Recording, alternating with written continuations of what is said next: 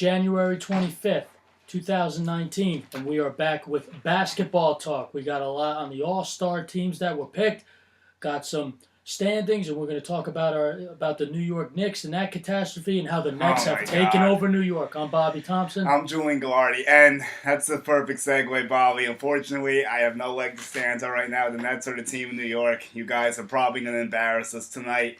The only thing that's good for us, I guess, is that Dinwiddie might not be playing, so that may affect you guys a touch. But you saw what happened when we played the Rockets. We were playing very competitive. Down the stretch, we collapsed, of course, like always. And Harden scored 61 points, and that was that. Another loss, and getting closer to Zion Williamson, hopefully. Yeah. So, speaking of that, because that's the fun stuff Knicks fans like to think about since our season's been over for weeks, months. Not weeks, months, we'll say. We are in a tough race to secure the bottom three spot in the NBA. And yes, I'm calling this a race because the way, yes, just let me go. The way that the new lottery format is structured, the worst three records have the same odds of getting the top pick.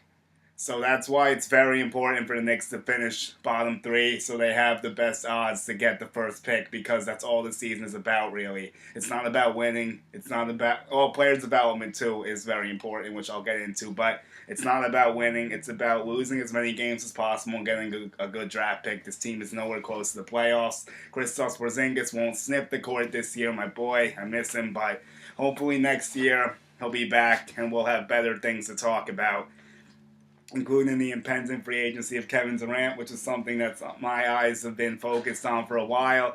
And I have a new slogan if this big three comes to form. I'm going to make you laugh. Let's say we get Kevin Durant and we get Zion Williamson. So it would be KZ, you got Kristaps and Zion, and then KZ, KD. That would be the slogan. KZ, KD for the big three. What do you think?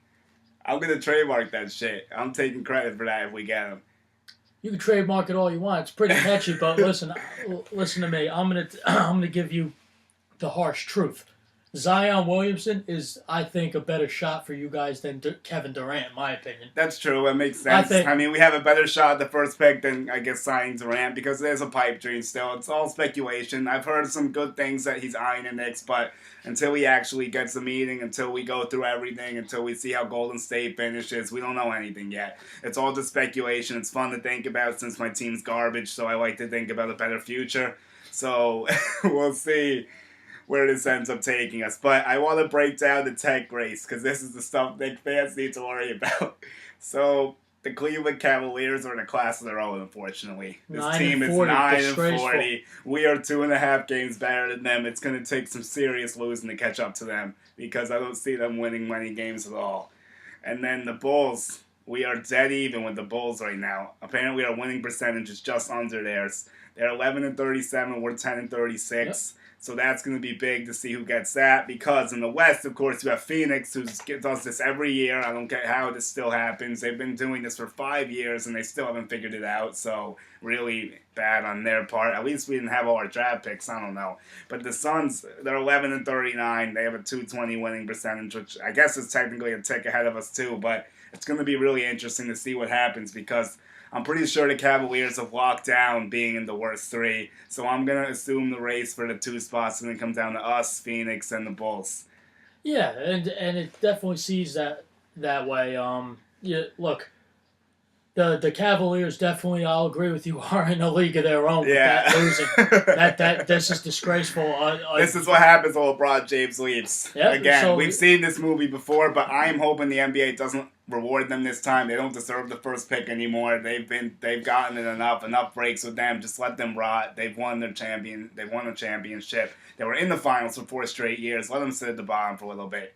Yeah, I agree. You know what? I agree. You know what? They got their due. They got a championship last year. They were in the finals 4 straight years, thanks to LeBron and Kyrie. And I agree with you. The NBA is so one-sided. It's always Golden State or bust. They need to fix that. It's way too much. The balance of competition is not there right now. There's too many teams that are way ahead of the bad teams. It's just not competitive basketball for the most part. So you want to go through the standings right now while we're talking about this? Go ahead. All right. So in the East, which is our conference, the Bucks have have now tied the Raptors, so they must be playing good ball. I mean, they've been playing. They're 8-2. They're both 8-2 in their last 10, and they're tied with the Raptors. So they're both looking great. Indiana's in the third spot, but Victor Oladipo went down, so I would assume they're gonna plummet in the standings as a result of not having him. That's what happens when you lose your best player. You can't really replace that in the NBA too much. So I'd expect them to slide, but I still think they're a playoff team. They have like an 11-game cushion on not making it, so I think they'll salvage it. I don't know where they'll end up, but then the Philly's been playing very well in the fourth spot. They're 32-17. They've been rolling lately. We'll see. Although Jimmy Butler is injured, so that's something to look at. He's going to see a wrist specialist on Saturday, apparently in Los Angeles or something. And they'll also be playing the Nuggets without Joel Embiid on Saturday, but he's an all-star, which we'll get to soon as well. And then the Celtics are in fifth. I know you're definitely surprised by this. What do you think's up with Boston right now? They're 30-18. They're in fifth place. This is a team that's supposed to be top two at worst, and they're not playing that great right now. I think that it's a lot of, in my opinion, I think it's star power, and you're starting to. I've watched a few games, and you see, Kyrie likes being the top guy. If you noticed, obviously he pushed his way out of Cleveland because he wants to be the top guy. So you're dead on with that. And when he does not get the ball, he does not like it. Right, and there was a report, if you didn't hear that, he called up LeBron apologizing. Yes, I actually did see that. I was very interested to see about it. Apparently they had a good conversation in the water under the bridge now, I guess. But I think LeBron actually gave him some advice and helped him a little bit. Yeah. So I guess they're still all right. But yeah, the Celtics have been probably the most disappointing team in the East this year so far, but it's far from over. So you say Indiana, you figure they slide down. Celtics will be top four at worst, maybe even top three if they can get themselves together still. So we'll see how they do. Then sixth place, your Brooklyn Nets. That's actually a very surprising thing as well. You guys are 26-23. You've been 8-2 down the last 10. You guys have been playing great ever since that bad start. And you guys are right in the thick of it in that sixth spot. Pretty solid. A 2-game lead on Charlotte, who's in seventh. And then the Heat are in eighth. Then you have the Pistons and Wizards. Magic are kind of pushing that 8th spot. They're all well under 500, but they're all within 3 games. Then you have Atlanta, Chicago, us, and the Cavaliers, of course. So that's the East. We look out west, and Golden State's gotten first place back. Can't say I'm too surprised with that, honestly. Although, it's only a 2-game lead, so I guess they could still lose in theory. Second place is the Nuggets. They've been playing great ball still, and they've had a solid season. Nikola Jokic's been playing amazing, and he's a big part of the reason why they're the 2 seed. And the 3rd seed is Oklahoma City. Russ and Paul George are doing their thing. OKC is looking very well. 4th place, you got Portland, the Trailblazers, Dame Lillard, CJ McCollum. You know how that rolls. Rockets are in 5th, and they've been struggling a bit. And Harden's been playing out of his mind. We talked about the 61. He also is averaging 45 points this month, and that's not a mistake. He's really averaging 45 in January, so that's ridiculous. But they're gonna get CP3 back soon potentially. Capella's injured, so they're looking to get their guys back.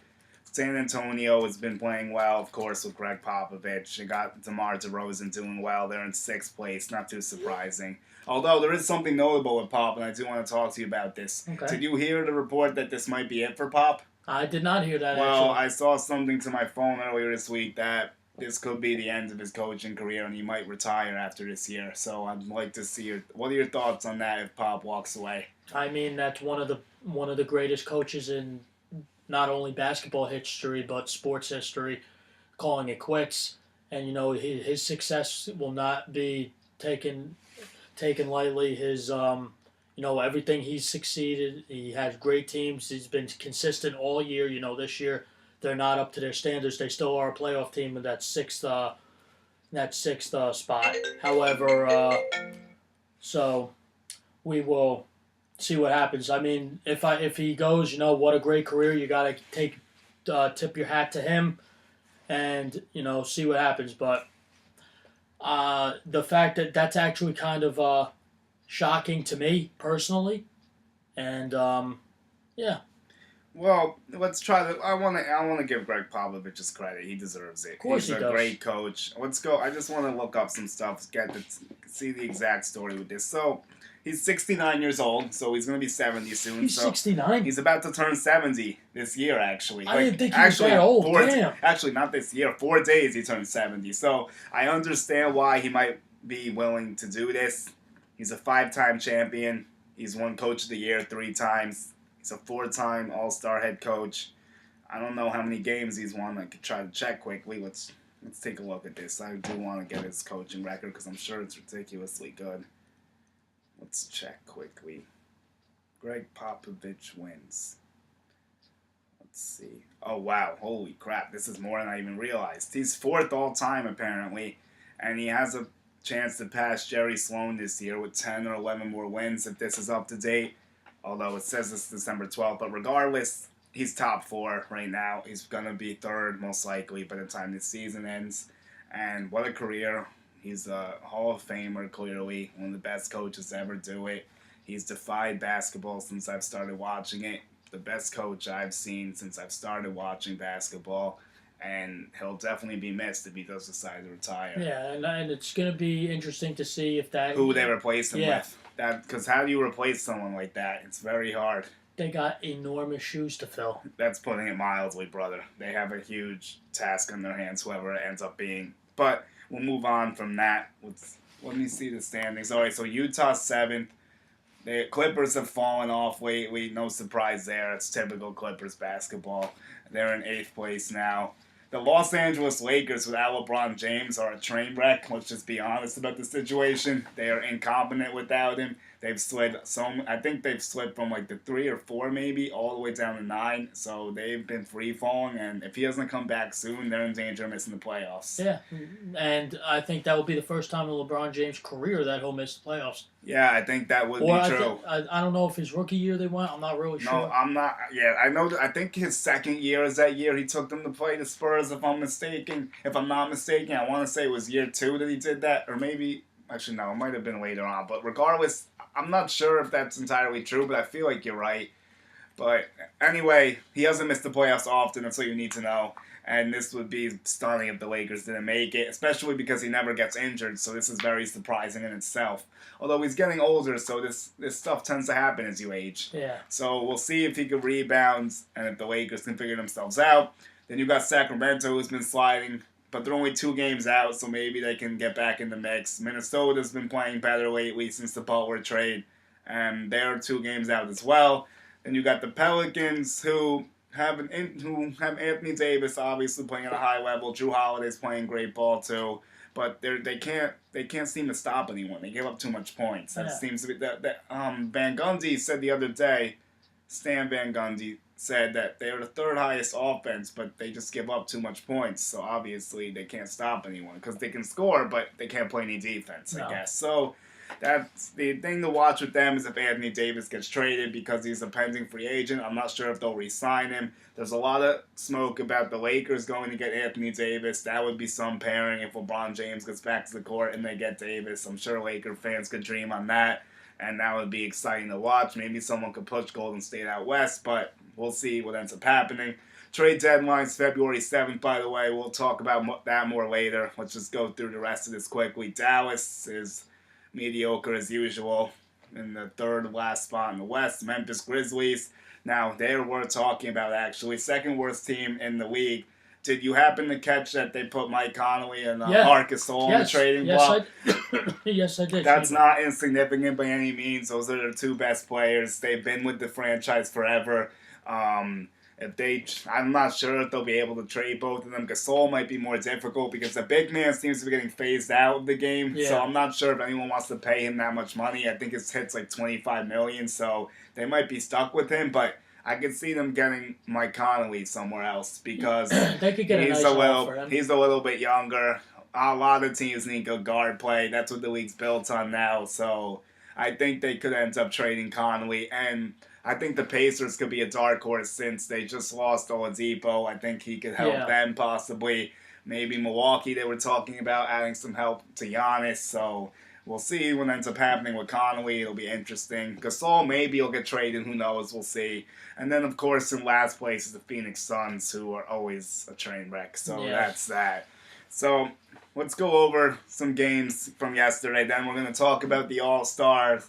We'll preview our game tonight. We'll make some quick picks, and that'll be that. So, Warriors beat the Wizards yesterday. No surprise there. 126-118. Curry at 36. Trevor Ariza at 27 for Washington. Then we had the Pelicans go to OKC. OKC got the win, 122-116. Holiday with 22. Russ at 23. Of course, Anthony Davis still isn't playing. He's been injured. We'll see when he comes back, but not there yesterday. Then Portland, of course, beat the Suns, because why would the Suns win a game? Trailblazers 120, Suns 106. Lillard 24, Booker 27. Another day at the office for Portland. Then you had the T-Wolves and the Lakers. T-Wolves beat them by 15. Lakers continue to struggle without LeBron James. 120, 105. Towns at 27, Ingram at 20. And those were the results from yesterday. Well, not surprising with Golden State. Now No, not at all. Since they got Cousins, they're starting to. I think they're 3-0. I want to say they're that's scary. They're starting to look a lot better. And he actually played 24 minutes. He started, so his minutes are coming up. They're starting to work him in, and he looks like he's a perfect fit, honestly, from what I've seen. He just makes them more dangerous. The team has 5 All-Stars, although Draymond's not playing at that level anymore, but you know what he's capable of. So, yeah, they have 5 All-Stars. I've never seen an NBA team have that before at one time in their starting lineup. It's ridiculous. It's craziness. I was not happy when Cousins decided to go there. I hated it. I thought it was the easy way out, just like KD, but they took it, and here we are. We have a super team. And really, I've never seen anything like this before. No, me neither. This is going to be a problem for the rest of the league. He compliments them very well. He gives them that big guy. That they didn't have. The one weakness they had, they don't have anymore. Nope. That was the one way you could beat them inside, but now they have DeMarcus Cousins, so good luck with that. Good luck with anything against that team. Yeah, Jesus. Wait till playoffs. I can't wait to My watch God, that. it's going to be a massacre. Wonder how many games they lose in the playoff. 1, maybe 2. Yeah, I don't even know who could challenge them. I really don't. Me neither. Honestly. And the Lakers, I don't care. There's if one LeBron team is back. in the East I think could maybe challenge them. The Raptors, if Kawhi and if Kawhi's fully healthy, the Raptors look special this year because they've been playing good and he hasn't even played all the games. So I really think the Raptors are the only team that can maybe win more than one game against them, I'll say. Because the Raptors have a lot of talent, and their home court is very good as well, so I think they could compete a little bit if they get that far, but we'll see. So, do you want to go over the All-Stars? Do you want to go over the Knicks-Nets first? What do you want to do? We'll go over the All-Stars now, and then we'll end it with Knicks-Nets. Okay, and then we could do the whole picks and for everything else quickly. All right, so All-Stars in the East.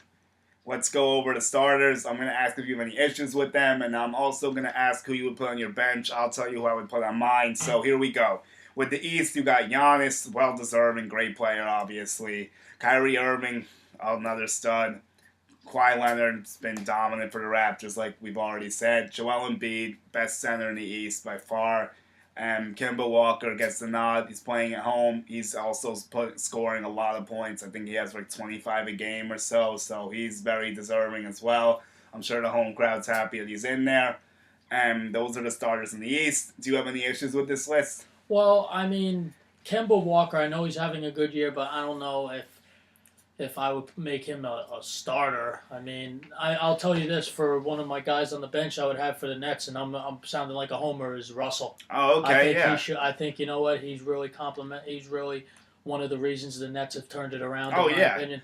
I mean, D'Angelo Russell's been playing great ball. That's a good pick to put on your bench. But I guess my question would be, if you didn't start Kemba Walker, who would you like to see start, Russell? Or would you want to see someone else? You know what? I would probably, not Russell. I mean, he'll be a reserve. Yeah, he could possibly make the reserve list. You know who I would... He's averaging 19, and he has 6.5 assists. So who I would put to start?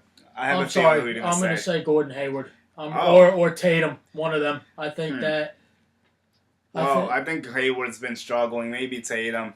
I think a guy you can make a case for is Kyle Lowry, maybe. Kyle Lowry? Yeah. But, I mean, Tatum is still good. He's just not...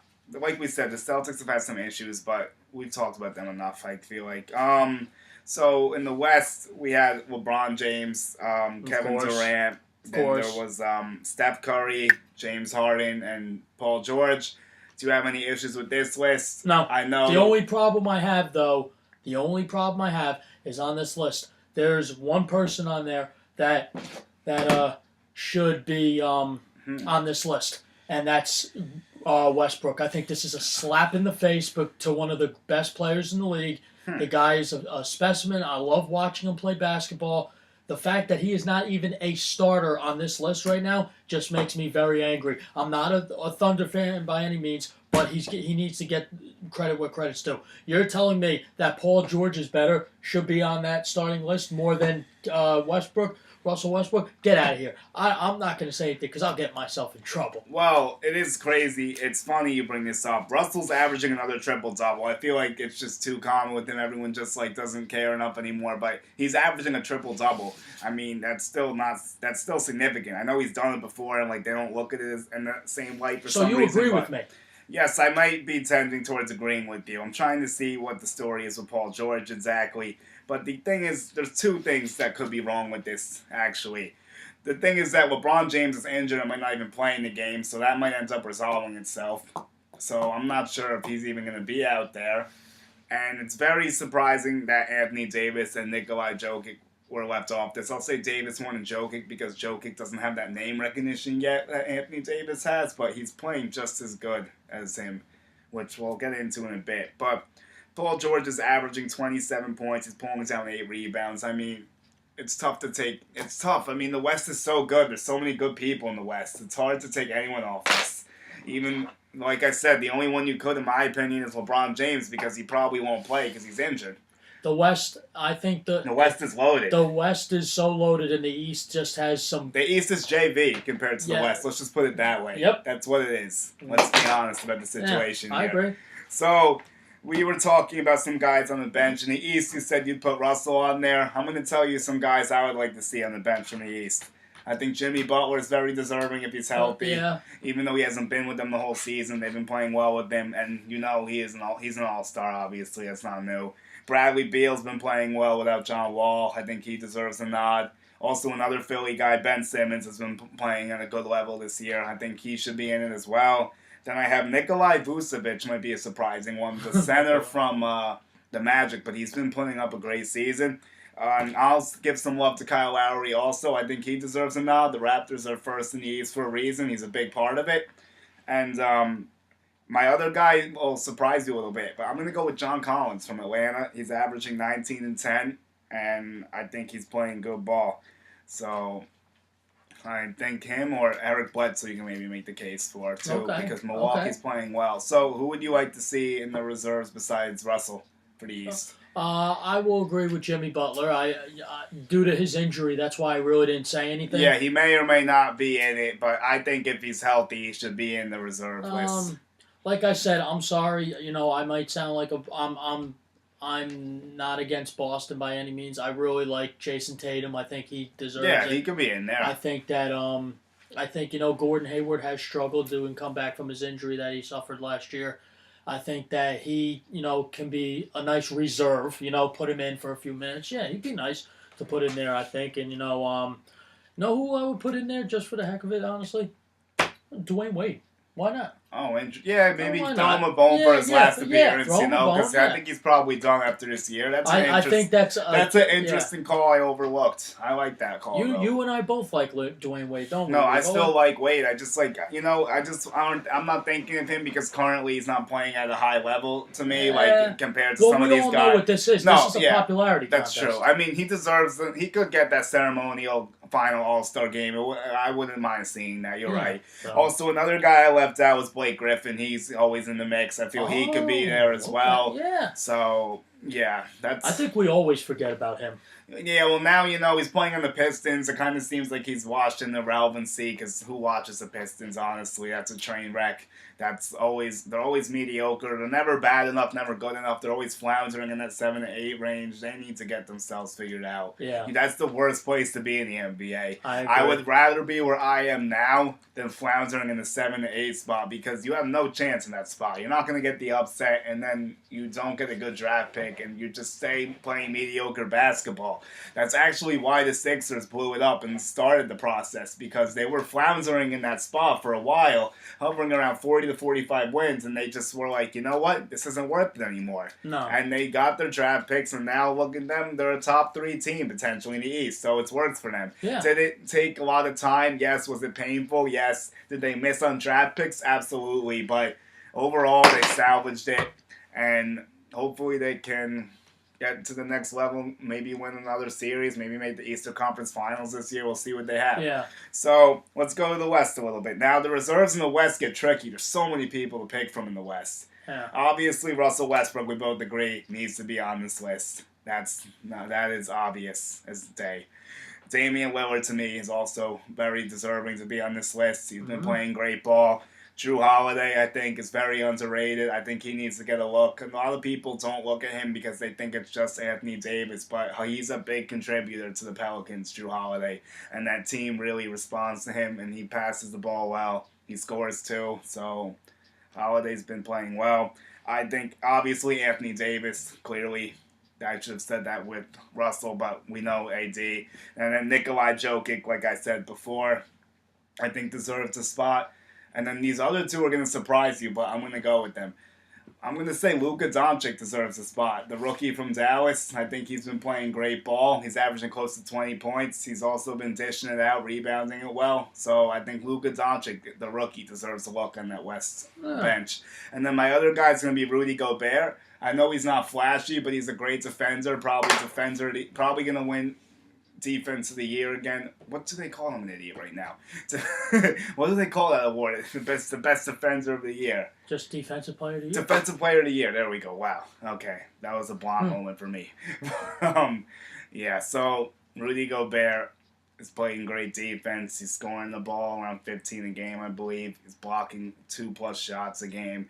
He's a presence at the rim. He's a big reason why Utah is competitive. I know they've been struggling. Oh, they were in the 7th spot, so a little better. But, yeah, I'd like to see those two get recognized. So, who do you like in the West? So, in the West, I think it's going to start with Damian Lillard, in my opinion. Cool. I think that also on the Spurs, I'm going to throw Tony... wait a minute. DeRozan, he's yes. very deserving, too. Yes. I can't knock that pick. DeRozan. I think also, I'm not going to say Rondo, even though Rondo had a very good game last night. I'm not I think it's past his time. I'm not going down that play. I'm going to go with Memphis, maybe with, throw Conley a bone, maybe. I think he's been playing decently. So, I think we can both agree on that. I think with the Clippers, no one from there, in my opinion. The only one that could maybe draw some recognition is Tobias Harris, but I'm not sure if he'll make it. But you got to have Jokic in, no? Joker? Yeah, sure, why not? Yeah, but with me, I'm going to go with those guys, in my opinion. I think you forgot Davis, brother. Got to have AD. Well, of course. That's just an obvious one. Yeah. We shouldn't have to say that. You're right. AD that's so should clear. be on there, but you also said he's injured, right? Am I right? Yeah, that's true also. No, yeah, you're right. It's just some of the players seem very obvious. We shouldn't even have to name them. He's definitely one of them. Same thing with Russell Westbrook. Same thing with like Blake Griffin, all that. But it's going to be interesting to see how the reserves get rounded out. The All-Star game should be very fun. When is the All-Star game? Let's check this right now. Very good question. I was actually about to look at that. Okay, NBA All-Star game. I think it's around the 20. It's usually around in the middle of February. Yes, it's definitely mid-February. I think you'll be in Florida for that one, won't you? I will be. You're right. It's Team LeBron versus Team Giannis. So that if LeBron even plays, so that would be very ironic. Does it say the date? Yes. February 17th. I'll be at 8:00. You'll be in. That's what you'll be watching when you're down in Tampa. Yeah. So I guess I'll get a little bit of that. You'll be back home at that point. So yeah. So that'll be fun. Of course, the skills challenge and all that stuff precedes it. I don't know who's in it yet, really. So yeah, we'll see what happens with that. So let's get into tonight a little bit. We got Knicks Nets. We got trade deadline February 7th. The Knicks are obviously are a train wreck. Yes, you can finish my sentence for me. We are a train wreck. I need to be honest with the situation. We're 10-36. We're garbage. The Nets are 26-23. And you guys are a 9-point favorite against us, which is very lopsided for Knicks Nets. I don't know the last time I've seen a line that high while we played you guys. So that's interesting. Yeah, the Nets have really turned it around this year. They're 26 and 23, and like I said, I think a big part of that success goes to D'Angelo Russell. I think ever since he came over in that trade, he's done nothing but succeed. You guys hosed the Lakers. You finally made up for some of those bad trades. You got one back. Well, we had to, because that bad trade we made with the Celtics, where we didn't have a first-round pick for a few years, really tanked it. And a lot. And Nets fans know we're so used to being garbage, Yeah, it's been and a rough the fact stretch. that we've been so bad and we haven't been able to get a first-round pick because, it's of course, tough. we traded it for Garnett and Pierce back in 2013. It's still biting us, but now we're starting to you guys finally got out of that. And I know how that goes. We traded a bunch of first-round picks for bums, too. That didn't end up working out. And it's very frustrating when your team isn't playing well and you don't have the draft pick to at least help that. Yeah, it's a very tough spot to be in, and you don't want to be there. And, it's a real long time. I think the Nets, whoever the GM was at the time, if he's still there, I don't know his name, I think he should be fired. I think that trade was one of the dumbest trades I've ever seen in my entire life. Well, I think Prokhorov had a big part of that. He was the owner, but he was pushing for that. I know that. I know this might sound silly. Is he still the owner? No. He's gone. He sold the team and everything. He sold the team? Yeah. Let me try to get your current GM for you. Let's GM. Let's see. Sean Marks. Okay, so you got your GM, Sean Marks. Let's see when you guys hired him. Why? I remember the days with PJ Carlesimo. Yeah. Oh, yeah. Those were the days, right? All right. So you guys hired Marks, I want to say, in 2017 or 2018. For some reason, it's not showing his basketball, his GM stuff. It's showing his stuff as a player. But I don't know why. So let's try to do that. See a little more about his GM stuff. I don't really care about his playing. Yes. All right. So, I'm going to say like 2017, 2018. So, because he was with the Spurs in 2016. But, all right, whatever. Enough of that. Yeah. So, in this game tonight, I expect you guys to beat us, obviously. Even without Dinwiddie, I think you'll get it done, because that'll be a significant loss. But I just want to go over some stuff with the Knicks about this spectacle that you're seeing. And I know we got to wrap up, so I'll be quick with this. But let's hear it. What do you make of the whole Enes Kanter situation? It's becoming very toxic, and I'm very annoyed with it. Are we talking about the situation where he's involved in being a... No, not that. I don't even want to go there, because that's a whole other can of worms I'm not even trying to open up right now. What you're talking about is that he's just a cancer to the locker room. Is that what you're saying? Yeah, that's what I'm getting about at this point. Because I understand. It's like... All right, so what do you think, I guess? What do I think of the whole thing? Yeah. I think if he's causing this much trouble... This is starting to remind me of a certain somebody in the NFL who's starting a bit of trouble on a team. Do you know who I'm talking about? AB? Yeah.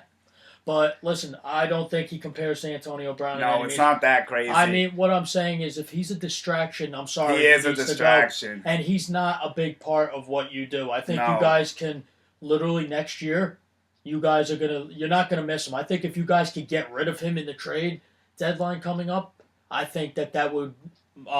help you guys out a lot. Yes, I really want us to get rid of him. So I'll give you some more context of the situation. So Kanter and Fizdale have gotten into arguments lately. Apparently the other day Fizz said that Kanter was going to start, then he took him out of the starting lineup because we had our center Luke Cornett, but he was injured.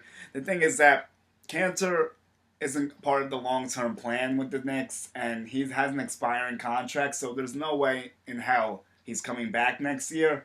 So the issue with trading him is that we don't want to take any money back to tie up our books for the offseason. So we need to find expiring contracts to trade him for, like a Jabari Parker situation with the Bulls or something like that. You can't take on any money with this, but he is becoming a distraction. He was not by the team huddle in the last game. He's making it about himself. He's really being a baby about the situation. I really hope we can get rid of him somehow, because if we can't, it's just going to be festering for the whole season. Yeah. And it's not what this team needs right now. We don't need a toxic environment.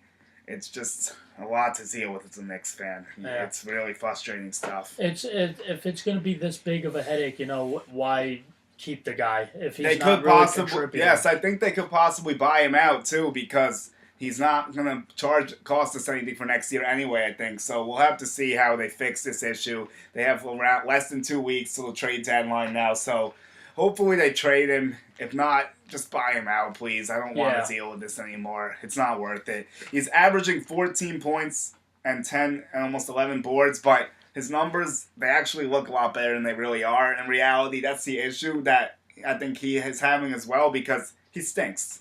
He doesn't make any impact on the game. His net rating is minus 9.2, so I'm pretty sure that means we get outscored by 9.2 when he's out there, which is bad, obviously, because he can't play any defense at the rim. He's not a presence. He just grabs the rebounds, but he doesn't block shots. He doesn't alter anyone's drives. He's just in the way. He's also too slow. He doesn't play. We want to play up-tempo sometimes, and he's just not helping the Knicks at all, honestly. Yeah. He's really got to go if possible. Then the other guy is Tim Hardaway. This is a little bit different. He's averaging 19.6 points, 3.5 boards, and 2.6 assists. But his net rating is even worse than Kanter somehow. He's minus 9.9. He's not an efficient player either. He shoots it too much. His percentages aren't good. His numbers also look better than they actually are, especially his point total. But trading him is a little different. You're going to have to attach something to him, a young asset, maybe a Frank Ntilikina, Emmanuel Mudiay, Noah Vonleh, maybe even Damian Dotson, maybe even a future first to get him off the books. But if you can do it, just get rid of him. Yeah. We need to clear that cap space. He's making $18 million. He's not producing enough for that money. And we need to try to move forward and fix this team. So I'm hoping that they can move on from him.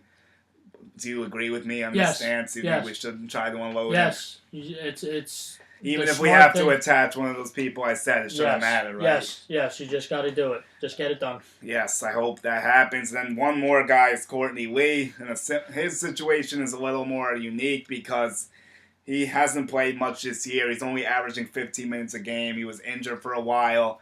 He's averaging just 5.3, but again, like I said, only 15 minutes. You can't really judge him off that. And then for his career, he's averaged around 10 points, and he shoots around 40% from three. So some teams may found value in him as a shooter who can help stretch the floor and knock down some open threes.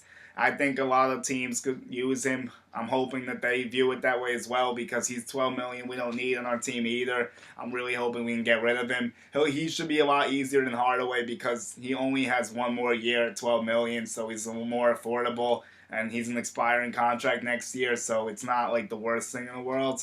So I hope they could get rid of all of them.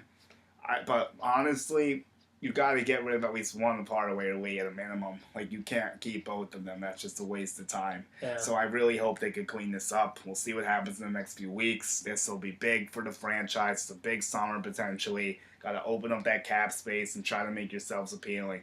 Yep, I agree. So there's 3 guys that I want to mention for the Knicks, but we'll be done soon. So I want to shout out Mitch Robinson, Alonzo Trier, and Kevin Knox. I think those are the building blocks the Knicks should look to grow with. Those are 3 young guys who have shown promise. They're all rookies. Mitch is averaging just 5 points, 3.8 boards, but he has almost 2 blocks in just 17 minutes of play. The issue with him is that he's very aggressive and he commits a lot of fouls, so he has a hard time staying in the game because he's very quick to commit fouls. He's fouled out quickly a lot of times, but I like his upside. He just needs to put on more weight, get a little stronger. He's very good, though, and athletic. I can see a bright future for him. Right. Then I'm going to go with Alonzo Trier. Has been a 5 from Arizona. He's undrafted, averaged 10.5 a game, 3 boards and 2 assists. He had 31 the other night, and Trier's been killing it. I'm really happy with him, and that's a great find for us, which kind of helps me make up Ntilikina a little bit because that's been a huge flop. Knox is doing well as well, although he's regressed a bit lately, but he's still averaging 12 points and around 4 rebounds. So Knox has shown he can contribute and knock down some shots at the NBA level, which is good. And I think those 3 guys you need to look to build on. You got Porzingis back. You got a top draft pick, hopefully a nice free agent, maybe even 2. And you could be back in business for next year, hopefully. Mm-hmm. But for right now, it's bad. I'm not going to pick them to win tonight. That's just dumb. So I'm going Nets tonight. Yeah, I agree. So let's go through the games quickly. We'll write down our picks, and then we'll be good. So let's see. Knicks, Nets. Check. So, Raptors traveling to Toronto. No, Raptors traveling to Houston. Who do you got? Houston. I'm going Raptors. So, we'll differentiate there. Then we got the Clippers traveling to the Bulls. I'm sure you're going Clips, I would assume. Yeah, double clip. Wizards are traveling to Orlando. Who do you got? I'm going to go with Orlando. You know what? I'm going with Orlando as well. I like that. They're playing a little better than usual, which is good for them. Heat and the Cavs. I'm obviously going Heat because the Cavs suck. Yeah. I'm sure you agree with me on that one. Agreed. Then we have a couple more to get. Kings and Grizzlies. Who do you got? I'm going to go with Kings. I'm going Kings as well. Then we got Pistons and Dallas. Who do you got? Pistons. I'm going to go with Dallas at home, so we'll differentiate on that one. We have two differences so far. Hornets are traveling to Milwaukee. Who you got? Milwaukee. Yeah, I'm agreeing with you there. Suns and the Nuggets. Nuggets. Yeah, that's not even a question, is it? And then we got the last game, Minnesota traveling to Utah. Who do you got? I'm going to go with Utah. Yeah, I'm taking Utah as well. Yeah. They're really good at home. Yes. So that's about all we have for today. We have two picks that are different. So there's two things to look out for with us. Well, more than that, but let's try to get everything that we'll say quickly. So next week we'll have baseball on Tuesday again. It's been a slow off season, but a couple things we got to talk about in the Hall of Fame stuff. So that'll be Tuesday. Then we have our big Super Bowl show this weekend. We're gonna post it before the game. Friday or Saturday will be up. That'll be something to look forward to. And then once football's over, we'll start to slide back into basketball. We'll definitely be on around the trade deadline to break down some movements there. Also, once we get the reserve list for the All-Stars, all that good stuff. So I'm just going to make one closing statement before we go. And I think you'll like this one. Okay. So I'm going to be straight up here. We could really use a sponsor. If anyone's looking to sponsor us, that'd be huge. And I know we're growing. We might not look so intimidating right now, but we're making moves. We're getting better with each week. And we're gaining followers. We're getting better information. We're getting more practice. And we could really make it worth it if someone wants to invest in us. Yeah, that would be great. Yeah. So shout out to any possible investors, sponsors. Help us out. G&T Sports Talk is up and coming. Yep. And it's going to be real. Yes, it will. We're about to do some other stuff to touch up the show as well, but that's a surprise. I'm not telling you guys yet. You'll have to tune in and say. Yeah, so I'm Julian Gallardi. I'm Bobby Thompson. And we'll see you for baseball next. All right. I'm pushing it.